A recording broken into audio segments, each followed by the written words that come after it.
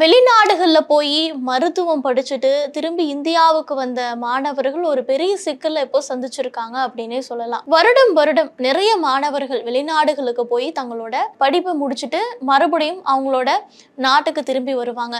இன்னும் சில பேரோ வெளிநாடுகள்ல போய் படிச்சுட்டு அங்கேயே செட்டில் ஆகிருவாங்க.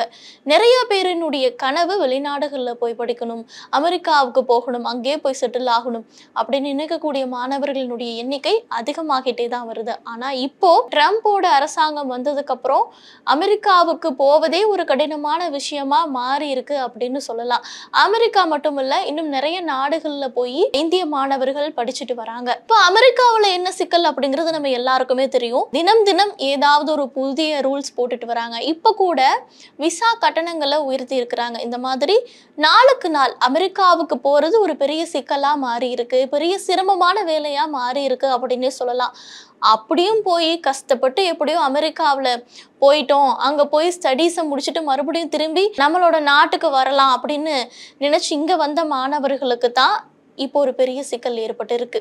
அதாவது வெளிநாடுகளில் போய் படிச்சுட்டு மறுபடியும் தமிழ்நாட்டுக்கு வந்திருப்பாங்க இல்லையா, அவங்கெல்லாம் சேர்ந்து இப்போ சென்னையில் ஒரு போராட்டம் நடத்தியிருக்காங்க. சென்னை எழும்பூர் ராஜரத்னம் மைதானம் அருகே சமூக சமத்துவத்திற்கான டாக்டர்கள் சங்கம், தமிழ்நாடு மருத்துவ மாணவர்கள் சங்கத்தின் வெளிநாட்டு பிரிவு சார்பில் இந்த ஒரு ஆர்ப்பாட்டமானது நடத்தப்பட்டிருக்கு. எதனால் இந்த ஆர்ப்பாட்டம் நடத்தப்பட்டிருக்கு அப்படின்னா, அவங்க வெளிநாடுகளில் போய் படிச்சுட்டு மறுபடியும் தங்களோட நாட்டுக்கு வந்தால் அவங்களுக்கு ஒரு தற்காலிக சான்றிதழ் கொடுப்பாங்க.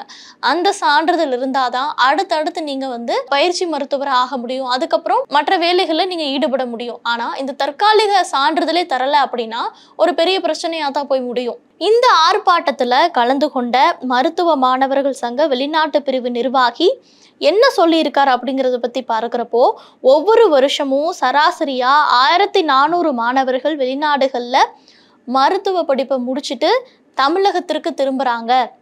அவர்கள் இந்தியாவில் தேர்வு எழுதி தகுதி பெற்றதுமே தமிழ்நாடு மருத்துவ கவுன்சிலிங் சார்பா தற்காலிக தகுதி சான்றிதழ் வழங்கப்படும். இதன் பிறகுதான் எம்ஜிஆர் மருத்துவ பல்கலைக்கழகத்துல தடையில்லா சான்று பெற முடியும்.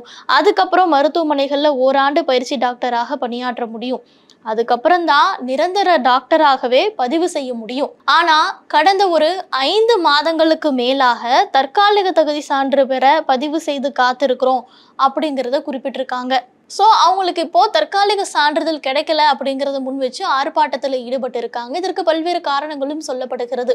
உடனடியாக அந்த வேலைகளை செய்ய மாட்டாங்க, சில இடங்களில் பணம் கொடுக்க வேண்டியதாக இருக்குது அப்படிங்கிறத குற்றச்சாட்டுகளை முன்வைத்து அவங்க இந்த ஒரு ஆர்ப்பாட்டத்தில் ஈடுபட்டு இருக்காங்க. ஸோ இப்போ வெளிநாடுகளில் போகிறது தான் பிரச்சனை, அமெரிக்காவுக்கு போகிறது தான் பிரச்சனை, விசா கிடைப்பதில் இவ்வளவு பிரச்சனை இருக்குது, படித்து முடிச்சுட்டு மறுபடியும் நம்மளோட நாட்டுக்கு நிம்மதியாக வேலை பார்க்கலாம் அப்படின்னு நினைக்கும் போது இங்கேயும் சில பிரச்சனை ஏற்படுது அப்படிங்கிறது குறிப்பிட்டிருக்காங்க.